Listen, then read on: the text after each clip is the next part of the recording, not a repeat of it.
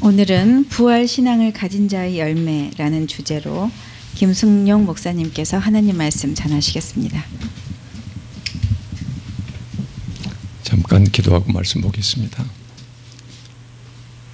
거룩하신 아버지 하나님, 하나님께서 사랑하셔서 불러주신 백성들이 힘들고 어려운 삶 가운데서도 무더위 속에서도 이렇게 하나님을 찾아 나왔습니다. 우리의 마음을 열어서 성경을 깨닫게 하시고 하나님을 간절히 찾고 우리 자신을 돌아보며 하나님이 기뻐하시는 모습으로 변화되는 귀한 시간 될 수 있도록 도와주시옵소서. 감사드리며 예수님 이름으로 기도합니다. 아멘. 오늘 이 본문 말씀은 고린도전서 15장 말씀인데 내용이 상당히 길거든요. 그래서 몇 절만 이렇게 뽑아서 말씀을 상고하려고 합니다. 핵심은 부활 신앙이거든요. 그래서 누구나 우리가 교회에 나오면은 전부 다 우리 육체의 부활과 그 다음에 영생 이걸 다 믿는다고 이렇게 이제 얘기를 하죠. 근데 고린도전서에서 보면은요, 교회에 나오는 교인이라고 해서 전부 다 육체의 부활을 그 다음에 영생을 믿는 것은 아니다. 이 말씀을 하시면서 여기서 보면 이제 두 가지 절이 나오거든요. 이 세상 살아가면서 겉모습 신앙과 달리 내 속사람이 정말로 예수님을 통해서 우리가 영원한 부활 그 다음에 영생 이런 것을 확신하고 있는지 아닌지 이것을 돌아보게 하는 핵심 두 구절이 있어요. 그래서 이제 이 두 구절을 중심으로 해서 부활 신앙이 얼마나 귀중한 것인지 이것을 이제 살펴보고자 합니다. 오늘 이 말씀은 이제 미리 결론을 말씀드리면요, 15장이 상당히 긴 말씀인데 첫째가 이것이거든요. 부활 신앙이야말로 기독교 신앙의 핵심 중의 핵심이다. 따라서 만약 예수 믿는다고 하면서 자기 몸에 부활과 영생을 믿지 못한 자는 그리스도인이라고 볼 수가 없다. 그 다음에 그런 자들이 갖고 있는 믿음은 그것은 헛것이다. 성경에서 헛것이라는 것은 아무런 소용이 없다는 것이에요. 그래서 이것은 예수 그리스도를 믿는 것도 아니고 그 다음에 구원에 이르는 믿음도 될 수가 없는 것이다. 이 말씀을 하시면서 그러면서 이제 고린도에서 이 교인들에게 바울이 얘기하거든요. 예수 그리스도의 부활이 그렇게도 뚜렷한데 왜 믿지 못하는가 그러면서 여기서 예수 그리스도의 부활, 우리 부활의 근거가 되거든요. 그래서 예수 그리스도의 이 부활에 대해서 역사적 근거, 그 다음에 자기의 직접 체험, 그 다음에 논리적 근거를 가지면서 그때 제대로 믿지 못하는 고린도 교인들에게 부활 신앙이야말로 얼마나 중요한 것인데 이건 확실한 것이다. 이것을 여기서 지금 논증하고 있어요. 논증하고 있고 세 번째는 바로 뭐냐면은 너의 자신이 부활 신앙을 가지고 있는지 없는지 그것은 순수히 말하면 우리 정신작용이거든요. 그래서 내 속 사람이 정말로 주님이 말씀하신 바울사도 성경 전체가 말씀하시는 육체의 부활과 영생 이걸 제대로 믿고 있는지 믿지 않는지 이것은 우리의 정신작용이라 제대로 알 수가 없다는 것이에요. 그래서 그것을 판별해낼 수 있는 소위 판별 기준을 제시하겠다. 그것이 바로 19절 말씀과 58절 말씀이거든요. 그래서 두 가지 예수 그리스도 안에서 살아간다고 하지만은 속사람 자체가 내 온 마음으로 부활신앙을 확신하는 자의 삶의 모습과 그렇지 못한 자의 삶의 모습 이 두 사람을 서로 대조시켜 보여주고 있어요. 그래서 이제 이것을 보시면서 너는 과연 부활신앙을 가지고 있는지 아닌지 그것을 단순히 네 입술로 하는 것이 아니고 네 삶의 모습에서 객관적 근거를 찾아보라. 이제 이 말씀 차원에서 15장 이 말씀을 선택을 했습니다. 오늘 본 말씀 들어가기 전에 12절에 이런 말씀이 있거든요. 그리스도께서 죽은 자 가운데서 다시 살아나셨다 전파했거늘 바울사도, 12사도, 그 다음 수많은 복음 전도자들 이런 사람들이 예수 그리스도를 직접 부활을 목격했던 체험했던 사람들이 그렇게도 너희들한테 반복해서 예수 그리스도가 부활했다. 그래서 예수 그리스도를 믿으면 너희들도 똑같이 육체의 부활과 영생이 보장된다. 이렇게도 너희들한테 말했지만 너희 중에서는 어떤 사람들은 어찌하여 죽은 자 가운데서 부활이 없다고 하느냐라고 이제 질책하는 경고하는 말씀이세요. 자, 여기에서 이 고린도 교회가 처한 상황을 우리가 알아야 되거든요. 고린도 교회가 처한 상황이 그때 고린도 교회 교인들은 그렇게 많은 예수 그리스도 지금 이 시기는 바로 뭐냐면요, 예수 그리스도가 십자가에 매달리고 그 다음에 돌아가시고 부활해서 승천하는 것을 수백 명이 그때 직접 목격했던 그 시기로부터 한 20년 내지 30년 지난 기간인데, 이때 당시에 고린도 교회 교인들이 예수 그리스도의 육체적 부활 자체를 제대로 믿지를 못했어요. 그것은 근거가 있거든요. 이제 영향력이 있었거든요. 그 두 가지 원인이 바로 뭐냐면은, 그때 당시에 이제 유대 사회에서 정치 및 종교적 권력을 쥐고 있던 집단이 사두개인 집단이거든요. 그 안에서 이제 제사장이 있고요. 이 제사장 중심으로 유대 백성들은 항상 하나님을 뵙는 자리 예루살렘 성전에서 하나님께 예배를 드릴 때, 제사를 드릴 때 그 제사를 주관하는 세력들이거든요. 이들은 그때 당시에 정치적, 종교적 이 권력을 쥐고 있었던 핵심 세력들이 있거든요. 이 사람들은 절대로 그것이 영혼이 됐든 육체가 됐든 부활 자체는 없다. 그래서 사람이 살다가 죽으면 그걸로 끝이지, 영혼이 됐든 육체가 부활해서 영혼이 산다, 이것 자체는 믿지 못했어요. 이 영향을 받았던 것이. 또 하나는 바로 뭐냐면은, 이제 자기들 이제 유대 민족들의 종교적 집단들의 소위 정치 지도자, 종교 지도자들의 그런 모습에다가 그때 중동 내지 유럽 지방을 소리 꽉 쥐고 있었던 히랍 문화가 있었거든요. 헬라 문화가 있었는데, 이 헬라 문화 자체가 어떻게 믿고 있었냐면요, 사람은 육체적, 우리 육신은 죽으면 바로 썩어서 그걸 사라지는 것이고, 그 대신에 사람의 영혼은 영생불사한다, 이렇게 믿고 있었어요. 그래서 육체의 부활 자체를 사두개인도 마찬가지, 그 다음에 자기들이 일상적으로 섞여서 살아가는 그 사회 분위기 자체가 전혀 믿지를 못했어요. 그러니까는 그 많은 사도들이 목격했던 사람들이 그렇게도 반복해서 우리 육체는 살아날 수가 있다, 구체적인 증거가 있다 이야기를 했지만은, 그때 고린도 교회 교인들은 이걸 믿지를 못한 것이에요. 이것을 바라본 바울 사도가 얼마나 답답했던지 15장 말씀을 처음부터 끝까지 이제 인간의 부활에 대해서, 이것을 믿는 것과 믿지 못하는 것은 그리스도 신앙의 핵심 중의 핵심이다. 그래서 이 신앙을 갖지 못한 자는 그리스도에 볼 수가 없는 것이고, 이것은 구원 자체도 보장할 수가 없는 것이다. 그래서 너 스스로를 판단해보라. 그래서 이런 자와 저런 자, 믿는 자와 믿지 못한 자의 삶의 모습, 눈에 보이는 것, 스스로가 진단해 볼 수 있는 이 기준 두 가지를 제시하고 있는 것이에요. 이제 이 본문 말씀이거든요. 그런데 이제 우리가 이 말씀을 보면서 2000년 전에 과거의 역사로만 바라보지 말아야 될 것을, 그때 고린도 교회 교인들이 말씀이 계속 희미해지고 그 다음에 그 말씀을 혼잡케 하는 사회 분위기 속에서 살아갔는데, 오늘날 우리는 어쩔까요? 그때보다도 훨씬 더 심각한 그런 사회 속을 살고 있거든요. 다시 말하면은 육신의 부활과 그 다음에 영원한 생명이 보장되는 그 길이 있다, 이것을 소위 방해하고 그 다음에 믿지 못하게 만드는, 우리는 그런 문화 속에서 살아가고 있거든요. 그런 사회 분위기 속에 살아가고 있거든요. 그래서 고린도 교회 교인들과 똑같이 겉모습 신앙과 속사람이 깊고 믿는 것에 서로 차이가 날 수가 있어요. 스스로 그걸 모를 수가 있거든요. 성경에 그것을 뭐라고 하냐면은 스스로 속임이라 이렇게 표현하고 있어요. 겉으로는 자기는 그런다고 생각하는데 자기 속마음은 그렇지 못해요. 그래서 이런 것을 지금 경고하고 있거든요. 그래서 오늘 이 본문 말씀은 당시 2000년 전 고린도 교회 교인들을 바울 사도가 지적했던 그 문제점을 바로 내 문제점으로 한번 생각하면서 내 스스로는 우리 육체의 부활과 영생불사 이 신앙을 제대로 갖추고 있는지 이것을 스스로 한번 돌아보고, 그 다음에 그 신앙을 굳게 붙드는 것, 그것을 떠나서는 우리가 믿음을 가졌다고 볼 수가 없기 때문에 붙드는 그런 시간이 됐으면 좋겠습니다. 오늘 본 말씀으로 이제 바로 들어가겠습니다. 16절에 보면, 만일 죽은 자가 다시 살아나는 일이 없으면 그리스도도 다시 살아나신 일이 없었을 터이요. 만일 죽은 자, 그래서 우리의 육신의 부활이 없으면, 우리에게 부활이 없다면 예수님도 부활을 했을 리가 없다는 것이에요. 바울 사도 이 얘기입니다. 그러면서 17절에 그리스도께서 다시 살아나신 일이 없으면, 예수님께서 부활하신 일이 없으면, 그런 일이 없으면, 역사적 사실이 없으면 너희의 믿음도 헛되고, 굉장히 중요한 주제이거든요. 그래서 예수 그리스도의 부활, 그래서 우리는 예수 그리스도를 믿으면 그분과 똑같이 우리 육체도 부활한다. 이것을 우리가 우리 믿음의 핵심은 예수 그리스도 안에서 그분을 우리의 주인 삼고 살아가면은 그분이 누렸던 똑같은 육체의 부활과 영생 불사를 누리게 된다. 이것이 우리의 믿음의 핵심이거든요. 근데 이거 헛것이 돼요. 거짓이 돼요. 아무런 효과가 없는 것이 돼요.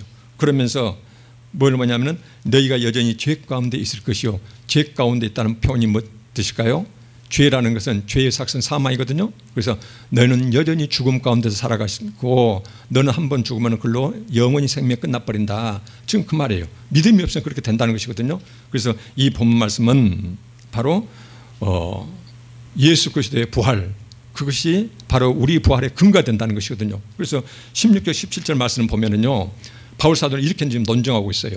어떻게 논증하고 있냐면은 예수님께서 부활하신 것이 거짓이라면은 너희도 부활적으로 살아날 수가 없다. 다시 말하면은 너희가 부활할 수 없다는 것은 예수님이 부활한 증거가 없다는 것이다. 예수님도 거의 거짓이라는 것이다. 그래서 우리의 부활과 예수님의 부활을 지금 서로 깊게 연결시켜 놓고 지금 있거든요. 그래서 예수 그리스도의 부활을, 그 부활이 없다면은 우리는 지금 헛것을 믿고 있고, 그래서 우리가 이 자리에 앉아 있는 모든 것들, 남들은, 세상 사람들은 밖에 나가서 육신의 쾌락과 세상 즐거움에 취해 있는데 우리는 그 시간 쪼개가지고 여기 앉아 있거든요.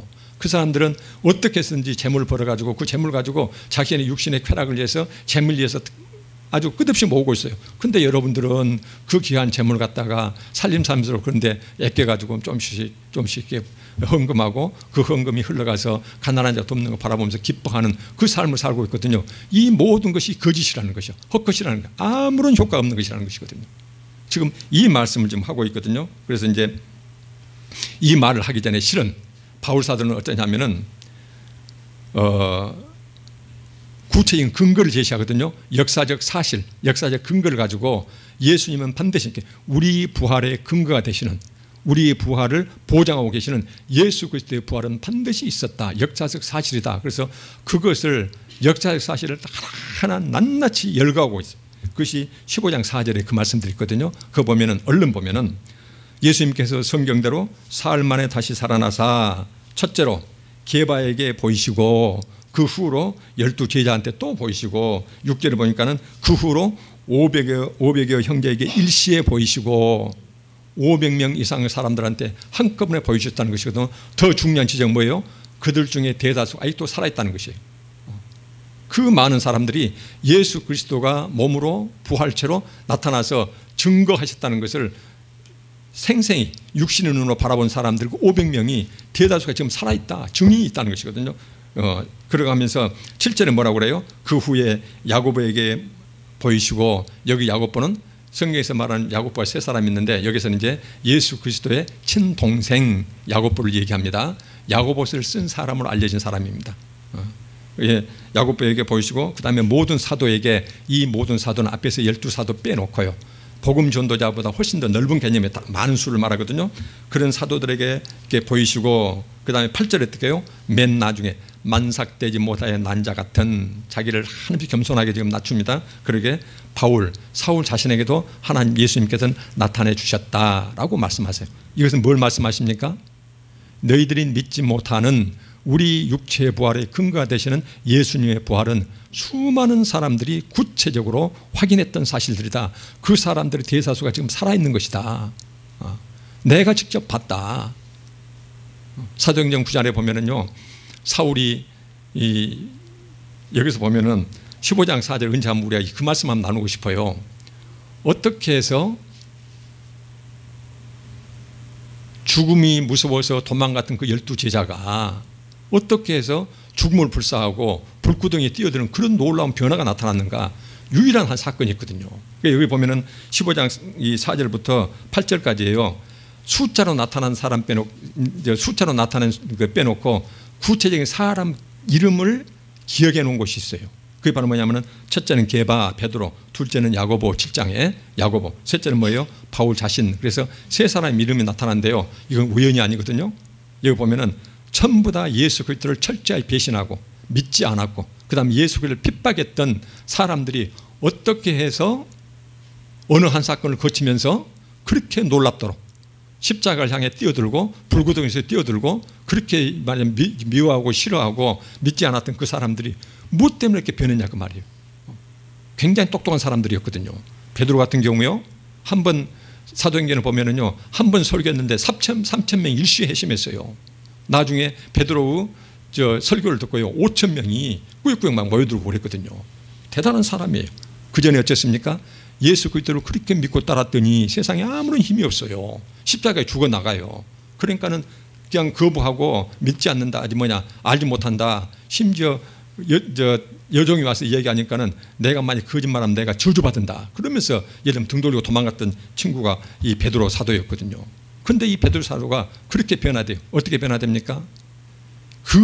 이미 죽어가지고 더 이상 자기는 힘이 되지 않는, 육체가 죽어 사라져버린 그 분을 위해서 목숨 걸고 전도를 해요. 그러면서 어쩝니까? 이미 베드로는요, 예수님 살아계실 때 네가 어떻게 죽게 된다는 것을 미리 예수님한테 예언을 들었던 사람이에요.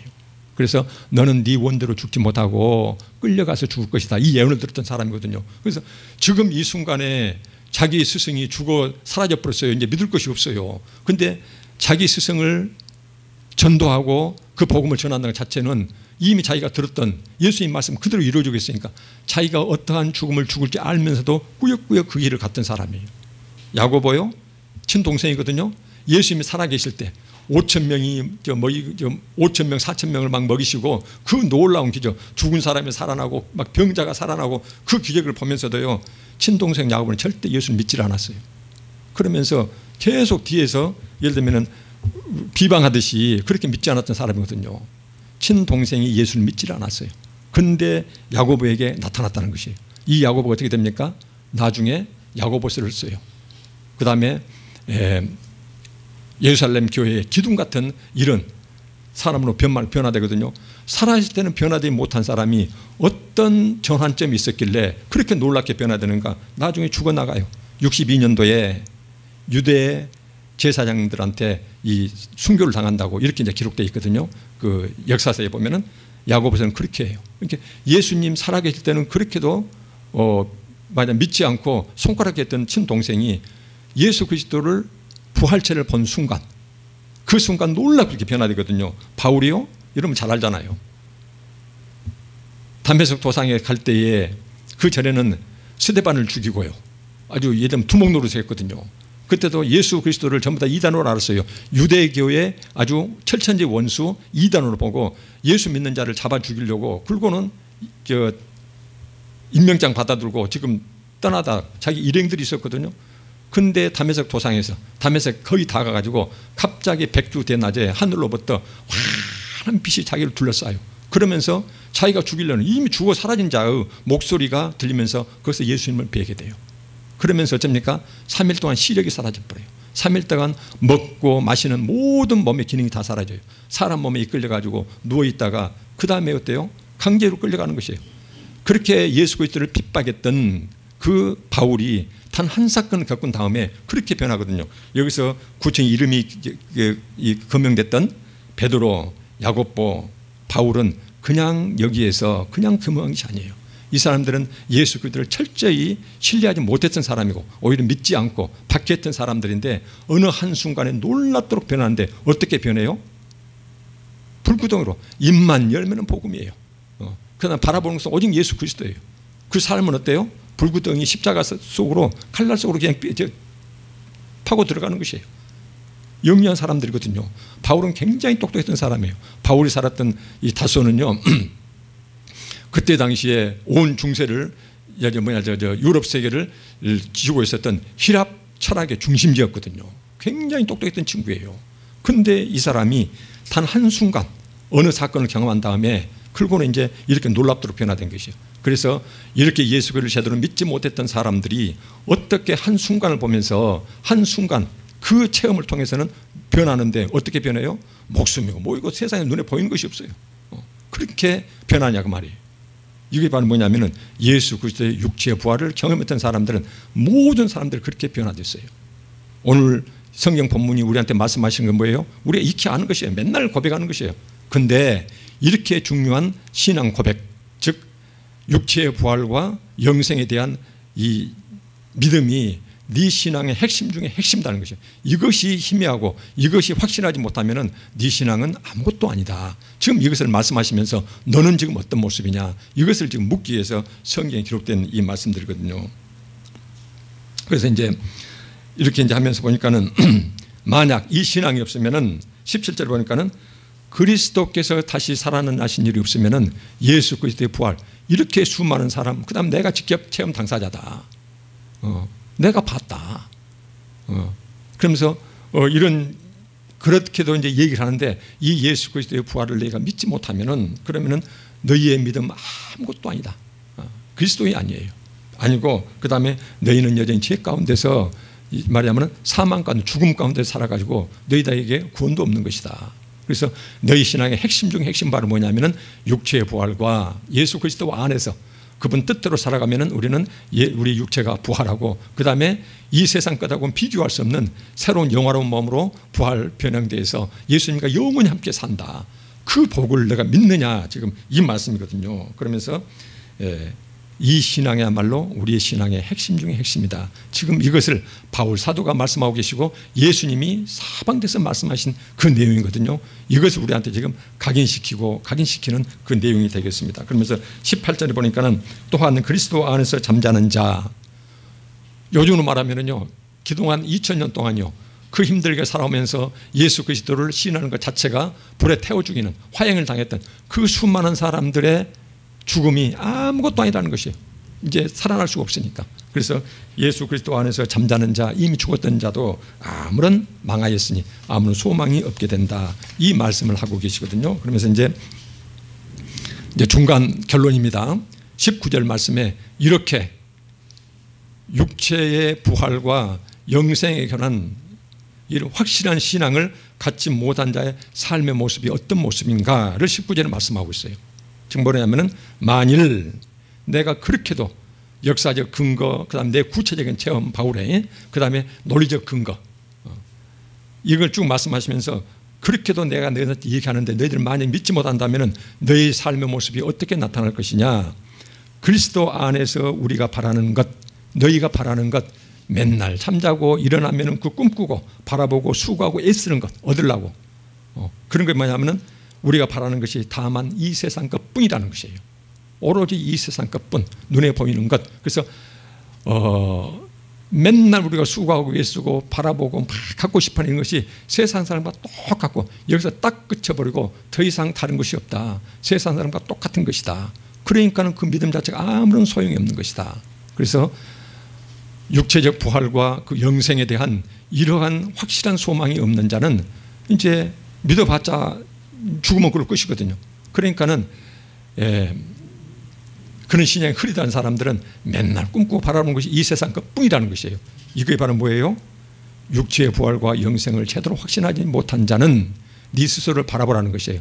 네가 겉모습 신앙 갖고 있지만 네가 계속 꿈꾸고 바라보고 소망하고 그 있으면 좋아서 팔딱팔딱 뛰고 없으면 죽을 것 같은 그것이 무엇이냐. 이 세상 것뿐이면은 너는 미안하지만은 육체의 부활과 영생, 생생한 그것을 제대로 갖고 있지 못한 자다. 그것을 지금 점검하라고 이 말씀을 주신 것이에요. 그리고 만약 그렇지 아니하고 이제 여기서부터 쭉 또 이제 논증이 일어나거든요. 바울의 논증이 계속 되는데 상당히 어렵기도 하지만은 굉장히 이제 치열하니 소위 예수 그리스도의 부활과 그 다음에 그 부활이 우리의 육체의 부활과 어떻게 연결되는지 이걸 쭉 설명을 하고 있거든요. 설명한 다음에 만약 이것을 믿는 자의 삶의 모습은 어떤 모습이어야 되느냐 58절에 말씀하고 계세요.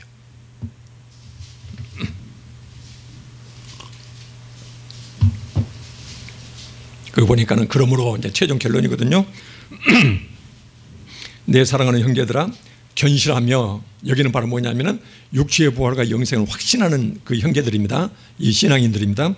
이런 자들은 내 사랑하는 형제들아 견실하며 굳건히 서 있으라는 것이 누구한테요? 예수 그리스도를 붙잡고 굳건히 서서 흔들리지 말고. 흔들리지 말라는 건 뭐예요? 그때 고린도 교회 교인들이 옆에서 같이 교회 다니는 교인들이 어떻게 사람이 죽으면 다시 살아나냐. 믿지 못하는 교인들이 수많은 교인들이 이제 많은 교인들이 섞여 있어요. 그래서 그런 자들한테 절대 흔들리지 말라는 것이에요. 사두개인들의 잘못된 믿음, 육체의 부활은 없다, 영혼의 부활도 없다, 죽으면 끝이다. 그 다음에 일상적으로 살아가는 온 세계 문화를 지금 꽉 쥐고 있는 헬라 문화예요. 헬라 문화. 이 헬라 문화에서 육신은 죽으면 그럴 것이다. 영혼은 안 죽고 살지만 이런 것들에 절대로 말하자면 흔들지 말라는 것이요. 그러면서 어떤 것이에요? 항상 주의 일에 더욱 힘쓰는 자가 되라. 이 말씀이에요. 항상 주의 일에 더욱 힘쓰는 자. 그래서 이것은 두 가지입니다. 우리의 육체의 부활과 영생은 우리 신앙의 핵심 중 핵심이다. 이것이 흐리던 자는 그 믿음이 헛것이다. 여전히 죄 가운데 살아가고 말하자면 사망 가운데 살아가고 있는 자다. 이것은 바울이 지금 정확하게 규정하고 있는 내용입니다. 이렇게 말씀하시면서 그런 삶의 사람은 예수 그리스도 안에서 살아간다고 하지만 온통 바라는 것이 이 세상의 삶뿐이다. 그 말이거든요. 그러나 예수 그리스도 안에서 육체의 부활과 영생을 확실히 믿는 자는 19절에 우리가 이 세상 살아가면서 당연히 이 세상에 대해서 우리 꿈꾸는 것이 많거든요. 바라고 원하는 것 많죠. 그래서 우리가 바라는 것이 이 세상 삶 당연히 바래요. 그러면서 추가로 말은 뭐예요? 더 중요한 것이 견실하며 흔들리지 않고 자기 신앙 굳게 붙들고 그 다음에 주의 일에 더욱 힘쓰는 자요. 오직 자기의 삶의 것만 챙기는 것이 아니고 그것도 챙기지만은 여기서 보면은 주의 일에 더욱 힘쓰는 자가 된다 그 말이에요. 여기서 주의 일에 더욱 힘쓰는 자는 구체로 어떤 말씀일까요? 성경에서 하나님이 말씀하시는 행하라 하는 것 행하는 것이, 하지 말라 하는 것은 그건 행하지 않는 것이에요. 구체로 우리 삶에 적용한다면은요, 이제 우리 가정이요, 가장 이제 좁은 의미로 우리 가정은 우리가 꾸릴 수 있는 가장 좁은 의미의 가정교회거든요. 그 교회에서 어떻게 해요? 내가 키우는 내 자녀 절대로 세상 가운데 기르지 않도록 주의 자녀로 굳건히 세워가는 것이에요. 둘째 어때요? 부부끼리 서로 깊게 사랑하는 것이에요. 조건 따지지 말고 깊게 살아가면서, 그러면서 한 가정을 자녀와 부부가 서로 행복하게 화목하면서 잘 갖고 가는 것이에요. 이렇게 하고, 둘째 교회는 어떻게 해요? 교회 오면은 서로 형제끼리 자매들끼리 서로가 높낮이 절대로 세상 것 따지지 말고요, 서로 눈 맞추고 서로 환대하고 힘들고 어려운 형제 선생님께서 옆에 가서 챙겨주고요. 그러면서 온 교우가 함께 아름답게 하나님 교회를 이루고 가는 것이에요. 우리 교회를 떠나면 어떻게 될까요? 우리가 살아가는 공동체예요. 우리가 살아가는 공동체에 대해서 항상 어때요? 제가 여러분들 너무나 강조하니까 여러분 식상할 수도 있을 것 같아요. 그런데요, 성경을 보고 있으면은 그 다음에 중요한 일은 신학책들을 보면 항상 결론이 뭐냐면요, 네 주변에 힘들게 살아가는 사회적 약자들이요. 그래서 남미에서 한때 그렇게 남미를 온통 지고 흔들었던 해방신학이요. 해방신학은 심지어 어떻게 얘기하느냐면은 예수 그리스도는 지금도 살아계신다. 예수 그리스도는 지금도 살아계신다. 어떻게 살아계세요?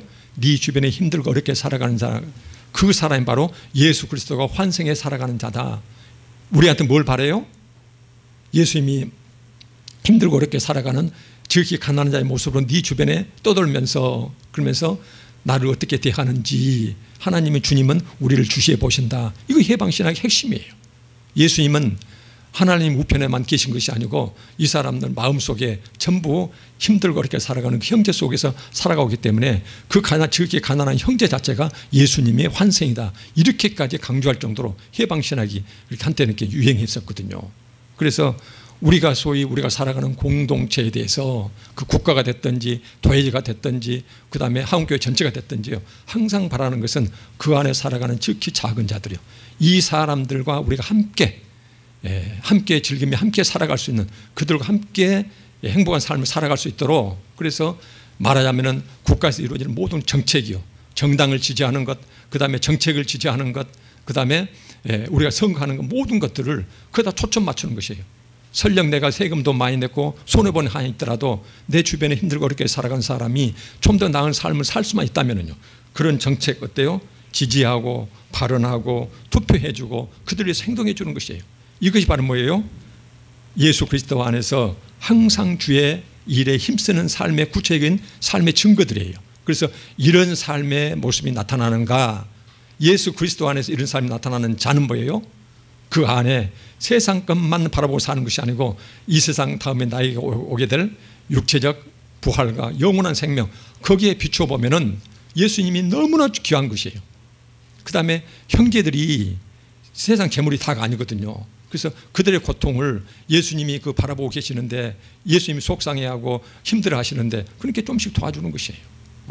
그래서 내가 낸 헌금이 교회 예배당 건물로만 머문 것이 아니고 그 헌금이 아껴서 흘러가서 어떤 가난한 사람들 배고픔을 해결해주고 그거 보면서 기뻐하는 것이에요. 내가 해서 기쁜 것이 아니고 그 사람이 좀 더 행복해지니까 기쁘고, 그 다음에 그 사람을 바라보실 하나님이 기뻐하시니까 그것을 기뻐하는 것이에요. 이런 것들이 바로 뭐냐면은 항상 주의 일에 더욱 힘쓰는 자들, 더욱 날마다 내가 변화되면은 이렇게 살아가는 모습이요. 이런 자들이 바로 삶의 열매를 가진 자가 예수 그리스도 안에서 이런 일이 일어난다면 그 사람은 예수 그리스도 안에서 육체의 부활과 영생의 이 핵심 진리, 이 신앙을 붙들고 있는 자라는 것이거든요. 그래서 오늘 본문 말씀은요, 우리한테 지금 말씀하고 있는 것이 이렇게 네가 살아간다면은 그 다음에 58절에 맨 마지막에 우리한테 주시는 하나님의 복이 있어요. 이는 너희 수고 견실하며 흔들리지 말고 항상 주의 일에 더욱 힘쓰는 그 고생, 내가 낱낱이 생명책에 기록해 놨다가 너희 수고가 주 안에서 예수 그리스도 안에서 절대로 헛되지 않도록 복을 주시겠다는 말이에요. 그 복이 뭐예요? 여러 말씀이 있는데요. 요한계시록 21장 3절에 그런 말씀이 있어요. 예수 그리스도가 이 땅에 재림하시는 날 하나님은 친히 그들과 함께 계셔서 예수 그리스도 믿고 육체의 부활과 영생을 믿고 굳게 흔들리지 않고 주의 일에 더 힘썼던 이런 백성들에 대해서는 하나님이 그들과 함께 계셔서 어떻게 해요? 그들에게서 모든 눈물을 그 눈에서 닦아주시니 그 다음에 다시는 사망이 없고 육체의 죽음이 다시는 없고 애통하는 것, 슬픔도 사라지게 해주시고 곡하는 것, 너무나 슬퍼서 울부짖고 통곡하는 것, 그런 삶이 다시는 나타나지 않는다는 것이에요. 아픈 것, 고통도 사라지고 이런 것들이 다시 있지 아니하리니 처음 것들이 다 사라지는 그런 생명을 우리한테 주시겠다는 것이에요. 이 모습을 빌립보 3장 21절에서 다시 한번 반복해 주세요. 바로 뭐예요? 우리의 낮은 몸, 우리의 비천했던 몸을 예수 그리스도께서 자기 영광의 몸의 형체와 같이 변하게 해준다. 자기 영광의 몸의 형체와 같이 예수 그리스도가 돌아가신 다음에 3일째 부활하실 때 그 영광스러운 당신의 영광스러운 부활체 모습으로 우리도 똑같이 비천한 몸이 그렇게 영광스러운 모습으로 변하게 해준다는 것이에요. 여기서 우리의 낮은 몸이 무슨 말씀이세요? 요한계시록 21장에서 말씀하셨던 눈물 흘리고 사망에 고통받고 애통하고 곡하고 아픈 것에 시달렸던 이런 우리의 낮은 몸, 비천한 몸을 영생불사의 이런 육체로 예수님께서 손수 빚어주시겠다. 이 약속을 우리한테 해주시는 것이거든요. 말씀을 마치겠습니다. 예수 그리스도 안에서는요, 우리 몸의 부활과 영생은 반드시 이루어집니다. 반드시 이루어지는데 그 증거가 있습니다. 그 증거가 바로 수많은 목격했던 사람들이, 그래서 아까 예를 들면 베드로, 야고보, 그 다음에 바울이요.